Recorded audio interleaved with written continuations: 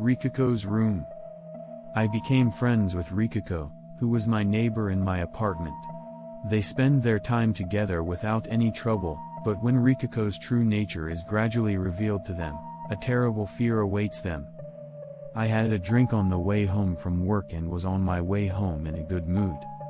I was on my way home, feeling good after having a drink on my way home from work, when I realized that I had accidentally missed one stop. Inadvertently, I got off at the wrong station in the next town. I had no choice but to walk. The one-stop section is not very long. It would take only a few minutes by train, and perhaps 20 minutes by slow walk. I thought it would be a good way to sober up, so I decided to walk, but as I walked, I began to feel strangely nostalgic. That's because I was still a young man. In fact, about 10 years ago, when I was still young, I used to live in this town one station away. I was still a university student, working part-time and living in a one-room apartment. We became good friends, and we often went out to eat together, hung out together, and eventually, we often came over to each other's rooms to spend time together. And then, Ricaco was a bit of a spoiled brat. She said it was the first time for her to live away from her parents after coming out from the country. So she was lonely and often snuggled up to me and asked me to sleep with her. She was sweet and cuddly like a cat, wasn't she? And then,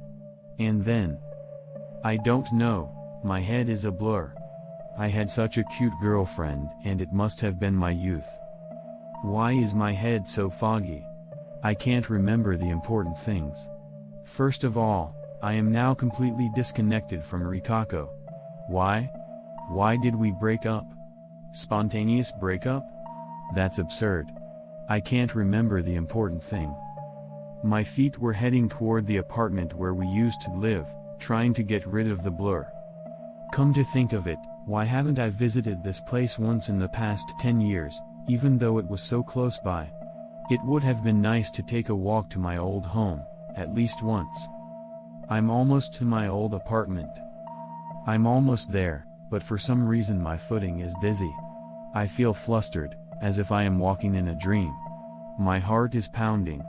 I wonder if it's because I'm drunk. There it is, I see it. The apartment came into view, but I was astonished at the appearance of it. The exterior light was barely illuminating it, and it looked like a ruin. There were no lights in the windows to remind us of human life, not even lights illuminating the exterior stairs and corridors. The grass is growing as fast as it can, and even the bamboo in the small garden has grown to a height that almost exceeds the roof of the second floor. What in the world is going on? Does no one live here? I tried not to make too many footsteps and went up to the second floor of the apartment. Room 203, that was my room. I put my hand on the doorknob to test it. I heard a small click and the door opened. The slightly warped door made a creaking sound. The light from an outside lamp came through the window and illuminated the room. Inside, the room was deserted, with bare boards on the floor and a few pieces of garbage scattered about. It looked as if it was about to be dismantled. As I looked around the deserted room, I tried to remember the time I spent with Rico here. I don't know. I can't remember. My memory is partially missing. Ricaco.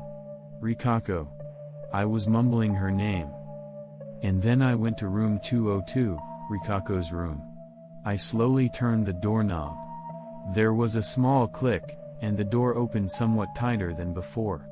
It was even darker than my former room. The light from the outside lamp was blocked by trees and grass, and not much light came in. I put on my shoes and walked into the room. There was something strange there. It was a bed. There was no doubt about it. It was the bed that Ricaco had used. As I was staring at it, the door, which had been left open, suddenly slammed shut. I turned around in surprise. I looked at the door for a while. Because I thought someone might have come in. I finally came home. I let out an inaudible yelp and turned around again. There stood Rico. In the pitch-dark room, there she was, just as she had been in college. I slumped down and backed away from her as if I had lost my backbone. Ricaco was coming closer and closer to me. In his hand was a razor, and blood was pouring out of his left arm. Ah! Ricaco! Forgive me. I ran away as fast as I could. I ran down the stairs 2 at a time, fell down, and ran away from the apartment at once. Finally, I remembered. Ricaco, a pampered child, had become more and more dependent on me and had begun to constrain my behavior. She became more and more dependent on me, and she began to constrain my behavior. When I was not being polite, she would cry and show me how she cut her wrist. Gradually, I began to feel that Ricaco was becoming more and more distant from me. So, one summer vacation, I completely ignored Ricaco and went on a trip with 4 other friends without telling them where we were going. I went from Izu to Atami, and then to an island by ferry. We were enjoying our youth in the sun. Refreshed after nearly a month of playing around, I returned to my apartment. When I entered the room, I found it ransacked. It looked as if someone had ransacked the place. It must be Ricaco. She must have been looking around to find out where I was going. This is just like a burglar, I said in dismay as I headed for room 202. I thought this would be a good time to say goodbye. Bang bang bang, hey, Ricaco, are you there? It's me. I'm back now. No answer, so I put my hand on the doorknob. I heard a click and the door opened quietly. Ricaco? Are you there? I quietly entered. I took off my shoes and climbed up to the bed, where I saw a bed and a woman's feet lying on the bed. Ricaco, are you sleeping? I looked at Ricaco's face. There was Ricaco's dead body.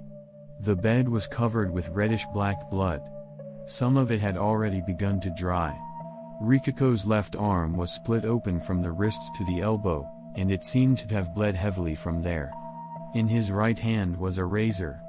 I panicked and ran away. Ricaco couldn't bear the loneliness of not having me around, so she showed up dead as a final blow to me for leaving her alone. She died because of me. Because of me.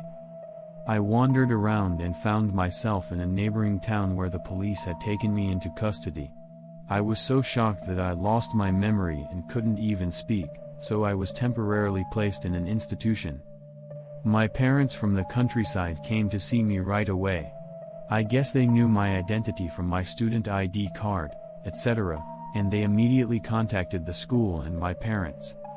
Naturally, they would have found Ricaco's body in the apartment. I was interviewed about a few things myself, but I can't recall the important details. However, it was proven that I was on a trip at the time of Ricaco's death, and it was quickly determined that there was no case. After that, the police never showed up again. I had to spend several months in the hospital for PTSD and retrograde amnesia, and several years in the hospital. So I rented a second-hand apartment near the hospital and worked on my rehabilitation. I was introduced to a company that had expertise in working with people with disabilities. For a while, my parents lived in the apartment and helped me out. He finally got out of that kind of life and worked as a full-fledged member of society. So, and I am truly sorry to say this, but that day was completely missing from my memory. It was as if my brain had deliberately put a lid on the memory to protect myself. This is a bad dream. I'm going to take my medicine and calm down. I kept running and finally arrived at my apartment.